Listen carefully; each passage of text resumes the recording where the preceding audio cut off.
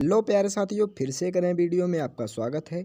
आज की इस वीडियो में हम बात करेंगे कि अम्ल एवं क्षारक एवं लवण के बारे में। आप अम्ल को कैसे पहचानेंगे, क्षारक को कैसे पहचानेंगे एवं लवण। आज की इस वीडियो में ये मोस्ट इम्पॉर्टेंट टॉपिक जो कि हर एक एग्जाम में पूछा जाता है। तो चलिए हम छोटे से विस्तृत नोट्स के जरिए हम इन चीज़ों को जानते हैं। आपके सामने कुछ हेडिंग्स आ रही होंगी कि अम्ल और क्षारक के रासायनिक गुणधर्म, प्रयोगशाला में अम्ल और क्षारक, यानी कि अम्ल और क्षारक को पहचानने के लिए सूचक का उपयोग किया जाता है। तो सूचक क्या होता है, चलिए बताते हैं। प्राकृतिक सूचक जैसे लिटमस पेपर, हल्दी, मिथिल ऑरेंज और फिनालिप्थीन अम्ल व क्षार की पहचान करने में मदद करते हैं। तो यानी कि अम्ल एवं क्षारक को पहचानने के लिए सूचक का प्रयोग किया जाता है। तो सूचक जो कि आपके सामने है। तो फिलहाल चलिए हम आपका पहला हेडिंग है कि अम्ल अम्ल अम्ल जिसे हम एसिड कहते हैं। अम्ल क्या होते हैं? स्वाद में खट्टे होते हैं, जान लीजिए अम्ल। और लिटमस पेपर को ये क्या कर देते हैं? लाल कर देते हैं। और अम्ल जो कि तुम्हारे H+ यानी कि हाइड्रोजन आयन प्रदान करते हैं। अब फिलहाल जानते हैं क्षारक क्या करते हैं। क्षारक देखिए, यहाँ पर देखिए क्षारक जो कि हम बेसिस कहते हैं, इसे कड़वे स्वाद में वाले होते हैं। यानी कि स्वाद में क्या होते हैं? कड़वे होते हैं। यह नीले यानी कि लिटमस पेपर को नीला करते हैं, यानी कि लिटमस पेपर को नीला कर देते हैं। और यह क्षार OH आयन देते हैं, हाइड्रोक्साइड आयन प्रदान करते हैं। अब चलिए हम थोड़ा सा एक मोस्ट इम्पॉर्टेंट टॉपिक दिखाते हैं आपको, महत्वपूर्ण अम्ल एवं क्षारक। देखिए जो कि महत्वपूर्ण, जो कि अम्ल और क्षारक किसे कहते हैं। देखिए जो कि आपके सामने है, यहाँ पर अम्ल, यहाँ पर उसका सूत्र, यहाँ पर क्षारक, यहाँ पर सूत्र। तो देखिए अम्ल एक होता है हाइड्रोक्लोरिक अम्ल, जिसे HCl इसका सूत्र होता है। सल्फ्यूरिक अम्ल H2SO4, नाइट्रिक अम्ल HNO3, एसिटिक अम्ल CH3COOH। अब क्षारक में आ जाते हैं sodium hydroxide, calcium hydroxide, potassium hydroxide, magnesium hydroxide. इसके सूत्र यहाँ पर आपके सामने दिए गए हैं।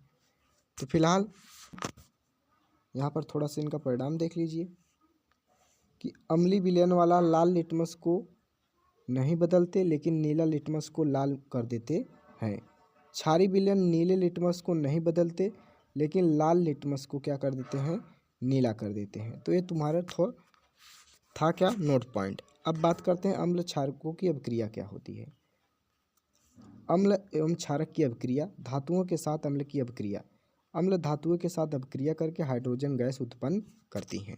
तो फिलहाल देखिए यहाँ पर उसका समीकरण दिया गया है, समझिए कि Zn2HCl से जब अभिक्रिया करेंगे तो ZnCl2 बनेगा और हाइड्रोजन क्या हो गए तुम्हारा? गैस उत्पन्न करेंगे, जो कि बाहर निकल जाएगा। अब धातुओं के कार्बोनेट और हाइड्रोजन कार्बोनेट के साथ अभिक्रिया। तो यहाँ पर देखिए क्या दिया है, धातु के कार्बोनेट और हाइड्रोजन कार्बोनेट के साथ अम्ल की अभिक्रिया। अम्ल जब धातु के कार्बोनेट या हाइड्रोकार्बोनेट से अभिक्रिया करता है तो वह कार्बन डाइऑक्साइड गैस बनती है, मतलब बाहर निकलती है। उदाहरण में CaCO3 2HCl से अभिक्रिया करा तो CaCl2 + CO बना और H2 तुम्हारा क्या निकल गया? बाहर निकल गया।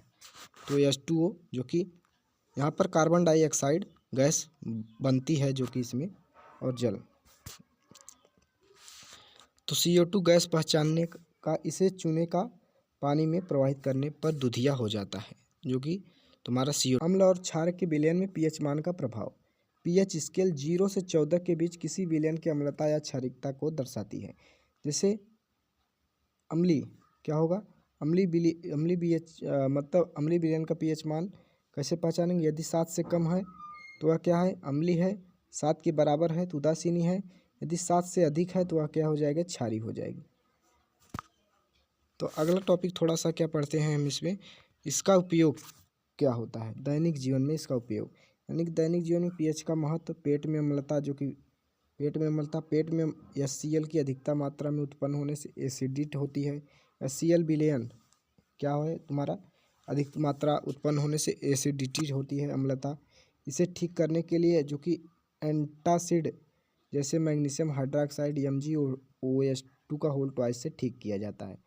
बात करते हैं दांत का क्षरण। जब मुंह में pH 5.5 पॉइंट से कम हो जाती है तो कैल्शियम फास्फेट का क्षरण होता है, तब टूथपेस्ट में मौजूद क्षार को इसे रोकने में मदद करता है। तो दांत चरण, जब आपका मुंह बदबू मारने लगता है तो टूथपेस्ट का प्रयोग करते हैं, तो वही यहाँ इसमें बताया गया। अब मिट्टी की अम्लता और क्षारीयता क्या होती है, यहाँ पर देखिए टॉपिक थोड़ा सा। मिट्टी के अम्ल और क्षारीयता, पौधे की अच्छी वृद्धि के लिए मिट्टी का पीएच मान उपयुक्त होना चाहिए। अम्लीय मिट्टी में चूना मिलाया जाता है, यहाँ पर देखिए मोस्ट इम्पॉर्टेंट टॉपिक क्या, अम्लीय मिट्टी में चूना मिलाया जाता है, और जो कि तुम्हारे क्या होते हैं क्षारीय मिट्टी में, यहाँ पर क्षारीय मिट्टी में जिप्सम मिलाया जाता है, सूत्र के साथ देख लीजिए।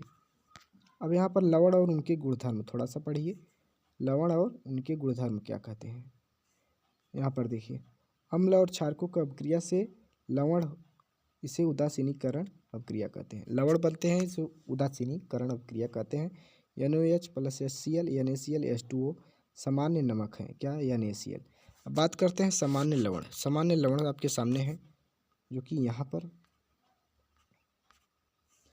सामान्य लवण सूत्र बनता है, यानी कि सोडियम क्लोराइड सामान्य लवण, calcium sulphate, sodium bicarbonate, ammonia chloride, इनके सूत्र दिए गए हैं, और कि यह कैसे बनता है जो कि सामान्य लवण। तो इसका आपने प्रोसेस समझा, यहाँ पर आपके सामने दिया गया है।